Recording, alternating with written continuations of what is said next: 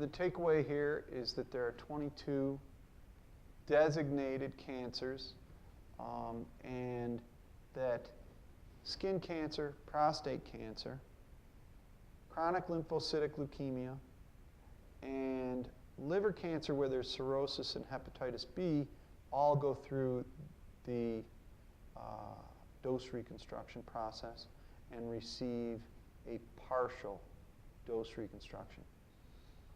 Another issue that comes up when it comes to a dose reconstruction, and this is where there is no SEC, where the worker does not qualify for special exposure cohort membership, a dose reconstruction is prepared. And the method by which NIOSH prepares these dose reconstructions is described as an efficiency method. They look at a claim and they decide whether they believe it is or is not likely that that claim will be paid. And once they make that initial determination, they go through the claim and they make assumptions that lead to an overestimate if they believe that the claim will not be paid because there's not enough radiation exposure to lead to a 50% probability of causation. They overestimate the dose. And so instead of saying, well, you were there for half of the first year and half of the last year you were there, they'll say, well, we'll pretend he was there the full years, both of those full years. And although we aren't sure how many doses, how many exposures there were during this period, we will assume that there were numerous. And then at the end, they come up with an overestimate.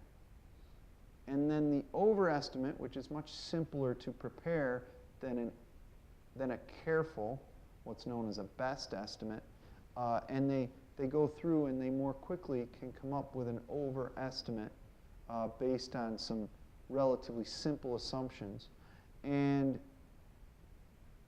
the conclusion is an overestimate that leads to a decision that there will not be, no matter how much time the health physicist spends preparing the dose reconstruction, analyzing every exposure to radiation, there will not be a conclusion that there's 50% or greater probability of causation. Now, where this becomes a problem is, first there's an overestimate that says that the dose is, that the probability of causation is 40%.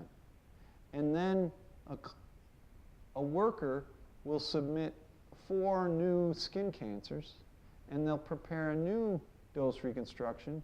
They'll say it's still an overestimate based on the efficiency process where they do an overestimate. But the new dose reconstruction probability of causation will be 20%. And so workers are constantly saying, how can it be that I had a 40% probability of causation, then I added 4 new cancers, and now it's a 20% probability of causation? So you can imagine the bad feelings this process leads to, and you can understand that people would become upset with the program.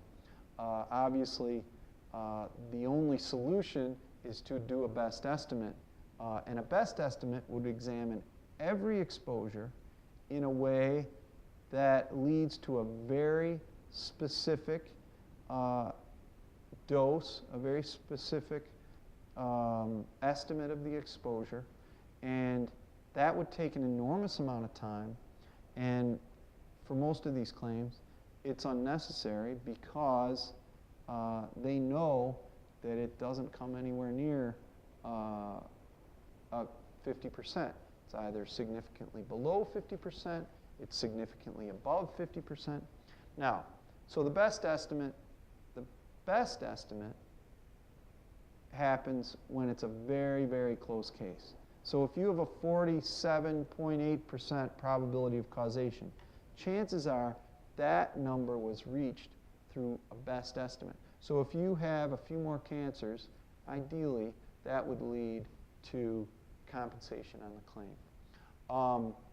Now, another process is the underestimate.